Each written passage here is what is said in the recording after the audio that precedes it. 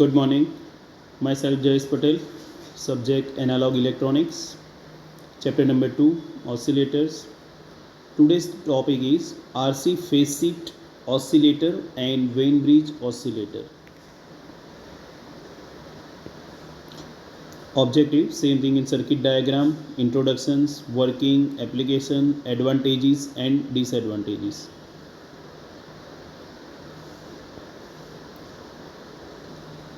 RC phase shift oscillator. Good frequency stability and waveform can be obtained from the oscillators employing resistive and capacitive elements. Such amplifiers are called RC phase shift oscillators.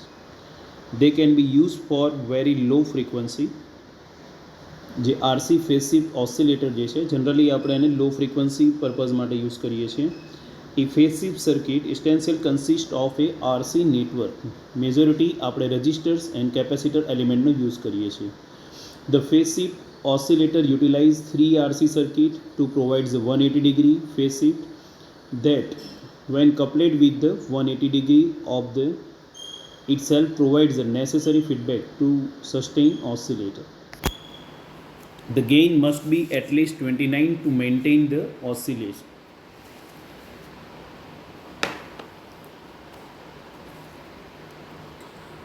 The frequency of resonance for these types is similar to any RC circuit oscillators. Fr is equal to 1 upon 2 pi under root 6 RC. RC under root માં નથી 2 pi RC under root 6.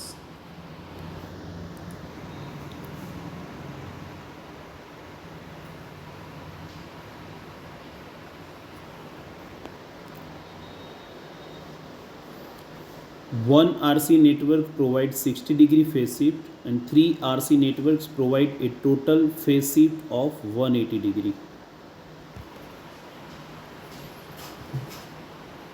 Voltage shunt feedback is used for a transistor phase shift oscillator, and the phase shift network consists of 3 sections R1 C1, R2 C2 and R3 C3. જો અહીંયા જે circuit diagram જે આપેલું છે એની અંદર અહીંયા આપણે NPN ટ્રાન્ઝિસ્ટર યુઝ કરેલો છે. ઉપરનો જે સેક્શન જે છે નીચે જે આપેલું છે RC એ આપેલું છે ફેઝ શિફ્ટ નેટવર્ક આપેલું છે RCનું.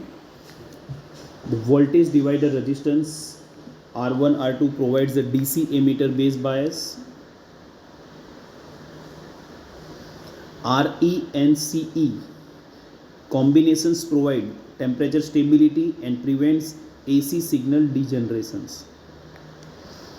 અને ટ્રાન્ઝિસ્ટરની ઉપરનો જે છે ટર્મિનલ જેને આપણે કલેક્ટર કહીએ છીએ, તો કલેક્ટર જે રજિસ્ટર છે RC કંટ્રોલ્સ ધ કલેક્ટરના વોલ્ટેજને કંટ્રોલ કરે છે. And the oscillator output voltage is capacity coupled to the load by CC જે અહીંયા આપેલું છે. હવે સર્કિટનું ઓપરેશનની વાત કરીએ તો અહીંયા this circuit is set into oscillations by any variations causes in the base current that may be either due to noise in the transistor or minor variations in voltage of DC power supply. And same thing, this variations is amplified collector circuit જેને શું કરશે એમ્પ્લિફાઈ કરશે. And same thing when the circuit is switch on, જે રીતે આપણે VCC ઉપર input આપેલો છે ત્યાંથી જેવી સર્કિટ ઓન કરીશું it produces oscillations of frequency and the output voltage V0 of the amplifier is fed back to RC feedback network. હવે જે નીચેનો પોર્શન છે RC નેટવર્ક એની વાત કરીએ છીએ તો આ જે RC network produce A phase shift of 180 degree and is applied to the transistor amplifier. As a result, the phase shift around the entire loop is 360 degree. જે બે phase શિફ્ટમાં 180 degree and 180 degree. Then the phase shift around the entire loop, આખું જે loop create થશે એની જે total phase shift હશે કેટલું થશે 360 degree. The output of this network is in phase with the origin input of the amplifier and applied is base of the transistor. Therefore, sustain the variations in collector current between saturations and cutoff values are obtained. હવે same thing આનું જે ઇક્વેશનની વાત કરીએ આપણે તો frequency of oscillation જે છે એની અંદર RC phase shift network is the frequency determine the network. તો એની ફ્રીક્વન્સીની જે વેલ્યુ થશે F R is equal to 1/2 R C under root શું થશે 6 થશે. અને જેની અંદર R1 is equal to R2 is equal to R3 is equal to the total resistance of the circuit R. And same thing second component is the capacitor. તો C1 is equal to C2 is equal two C3 is equal two શું થશે total C થશે. Okay, next advantage અને disadvantage. તો advantage અને ડિસએડવાન્ટેજની અંદર શું હશે, આર અને સી બે જ કમ્પોનન્ટ યુઝ કરીએ છીએ એટલે ખાસ ધ્યાન રાખી લેવું. તો good frequency stability, it does not require transformer or inductor, જે એનો યુઝ કરવાથી શું થશે કોસ્ટલી થશે, એટલે આની અંદર કહી શકાય કે લો કોસ્ટ પણ આપણે એની અંદર એડવાન્ટેજમાં યુઝ કરી શકીએ. પછી wide frequency range, they are suitable for low frequency માટે જનરલી સિચ્યુટેબલ છે. હવે ડિસએડવાન્ટેજ જે છે, circuit gives the small output due to small feedback. And last one is the needs high voltage.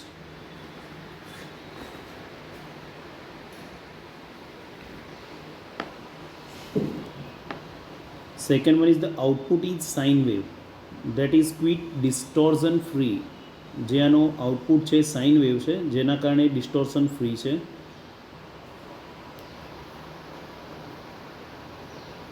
Number 2, Wien bridge oscillator. અહીંયા જે આખું circuit diagram આપેલું છે વેઇન બ્રિજ ઓસિલેટરનું છે, જેની અંદર જે ફર્સ્ટ પોર્શન જે દેખાય છે તમને એ પોર્શન આપણે વેઇન બ્રિજ યુઝ કરેલો છે, જેની અંદર R1, R2, R3 અને R4 ચાર આમના રેઝિસ્ટન્સ છે, જેની અંદર R1 સાથે આપણે સિરીઝમાં કેપેસિટર C1 કનેક્ટ કરેલું છે એન્ડ સેમ R2ની એક્રોસમાં મીન્સ પેરેલલમાં C2 સેકન્ડ કેપેસિટર કનેક્ટ કરેલું છે. અને આ જે આખું નેટવર્ક બને છે એને આપણે સામે અહીંયા બંને બાજુ બે ટ્રાન્ઝિસ્ટર યુઝ કરેલા છે. બે ટ્રાન્ઝિસ્ટરનું આખું નેટવર્ક એમ્પ્લીફાયર નેટવર્ક બનાવેલું છે, જેની અંદર રેઝિસ્ટન્સ જે બેઝ રેઝિસ્ટન્સ છે R5, collector resistance R6, second ટ્રાન્ઝિસ્ટરનો base resistance R7 and R8, જે વોલ્ટેજ ડિવાઈડર રેઝિસ્ટન્સ છે, કલેક્ટરની સાથે જે આપણે કરેલું છે સેકન્ડ ટ્રાન્ઝિસ્ટર માટે R9 અને આઉટપુટની અંદર કેપેસિટર C5 કનેક્ટ કરેલું છે. બે ટ્રાન્ઝિસ્ટરની વચ્ચે C4 કરેલું છે કેપેસિટર. હવે Wien bridge oscillator is most frequently use types of audio oscillator, as the output is free from circuit fluctuations in ambient temperature. These types of oscillator is simple in designs, compact in size, remarkable stable in its frequency output. So the Wien bridge oscillator is a standard oscillator circuit for all frequency in range, જેની capacity જે આપેલી છે 10 હર્ટ્ઝથી લઈને 1 mega hertz સુધી આપણે એને કરી શકીએ છીએ. ઓકે, તો સર્કિટનું જે ડિસ્ક્રિપ્શન જોઈ લઈએ તો Wien bridge oscillator 2 stage amplifier with RC bridge સર્કિટનો આપણે યુઝ કરેલો છે. Bridge circuit has four arms use કરેલું છે. R1ની સાથે જે મેં હમણાં કીધું એ કેપેસિટર C1 સિરીઝમાં છે, R3, R4 અને લાસ્ટ R2ની એક્રોસમાં C2 કેપેસિટર કનેક્ટ કરેલું છે. હવે R3 અને R4 જે રેઝિસ્ટન્સ છે it is use to stabilise the amplitude of the output. આઉટપુટના એમ્પ્લિટ્યૂડને સ્ટેબિલાઇઝ કરવા માટે યુઝ કરીએ છીએ. સેકન્ડ, અહીંયા બે ટ્રાન્ઝિસ્ટર આપણે યુઝ કરેલા છે. તો transistor T1 serves as a oscillator and amplify while the other transistor T2 serves as a inverter to produce a phase shift of 180 degree. And the circuit use positive and negative both feedbacks. The positive feedback is through R1 C1 and R2 C2 to the transistor T1 માટે, particular transistor number 1 માટે, and the negative feedback is through the voltage divider to the input of transistor second number T2 માટે. The two transistor T1 and T2, the total phase shift of 360 degree, and answer is the positive feedback. હવે જ્યારે આપણે સર્કિટની switch on કરીએ છીએ તો bridge circuit produce oscillations of desire frequency. જે bridge circuit છે ઓસિલેશન સ્ટાર્ટ કરી દેશે. So the bridge circuit can be use as a feedback network for an oscillator. જે સેકન્ડ બ્રિજ સર્કિટનું મેઇન શું છે, ફીડબેક નેટવર્કમાં ઓસિલેશન પ્રોડ્યુસ કરવાનું છે. The total phase shift through the circuit એ શું થઈ જશે, 0. These required conditions can be achieved by using a two-stage amplifier. The negative feedback is provided in the circuit to ensure the constant output over a range of frequency. This is achieved taking the resistors R4 in the form of temperature sensitive lamp. Thus the resistance increase with the increase in the current. In case the amplitude of the output tends to increase, more current would provide the more negative feedback. Thus the output would its original value. A reverse action would take place in case of output range. Same the frequency of an oscillators. Next one is the advantage and disadvantage of Wien bridge oscillations. The overall gain is high. It gives the constant output. Circuit works quick, easy.